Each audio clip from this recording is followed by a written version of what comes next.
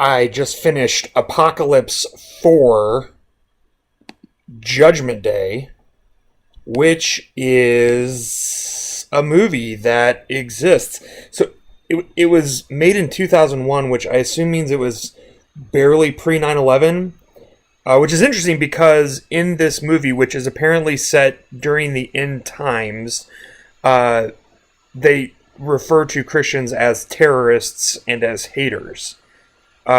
So it's unclear to me, because I didn't see the first three Apocalypse movies, whether the rapture has happened or not. It doesn't seem to have, because no one's mentioning it in the terms of like whether or not people believe in God.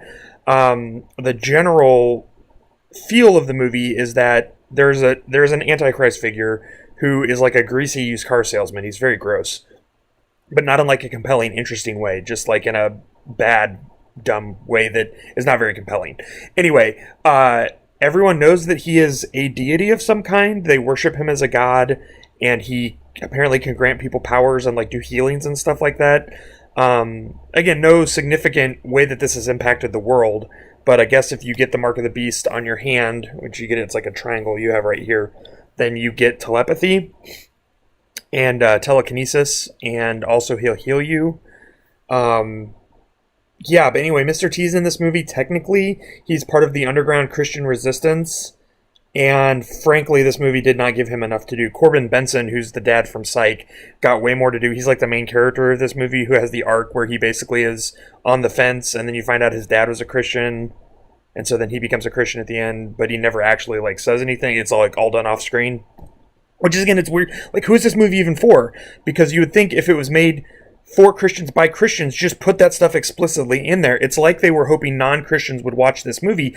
But if you're not a Christian, if you don't know like all of the dispensationalist left behind end time stuff, this movie is going to be completely incomprehensible to you. It's not an interesting courtroom drama. None of the legal stuff makes any sense. There's like this one world government, and yeah, it's really baffling who they thought would watch this movie.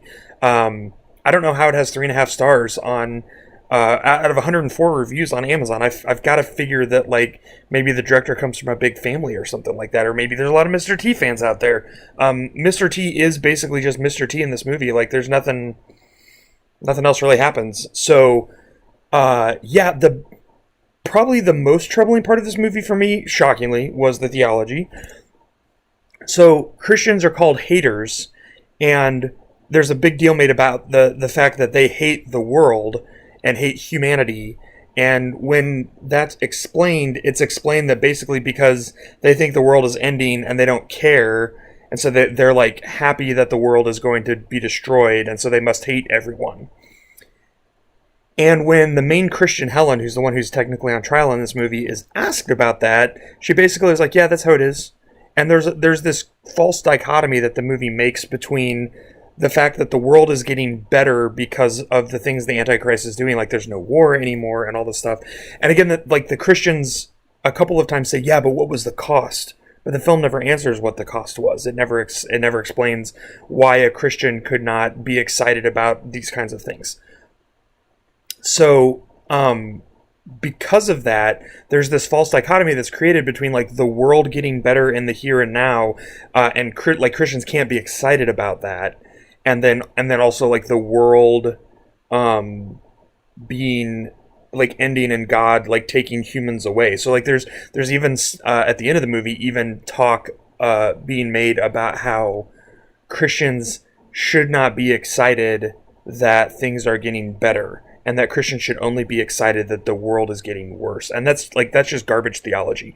Christians are called to be peacemakers, and we're called to be excited that the world is a better place and be partnering with God in that. So it's just really, really dumb and bad. And then also the world is being, there was a lot of talk about how, where is God, and God's not present, and God's not listening, and all this kind of stuff.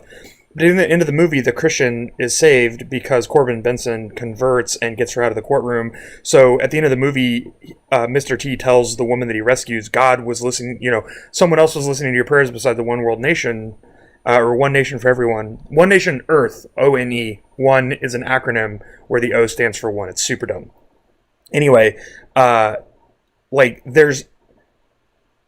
if there was no God talk in the entire movie, the plot would still stay the same. Like, there's nothing that necessitates God being present, which I think is problematic. So in the movie seems to be trying to argue for the existence of God and the relevance of God, but in itself doesn't actually do anything to prove that. So anyway, this movie is bad. Mr. T is in it for maybe 5 total minutes of screen time, which is not nearly enough.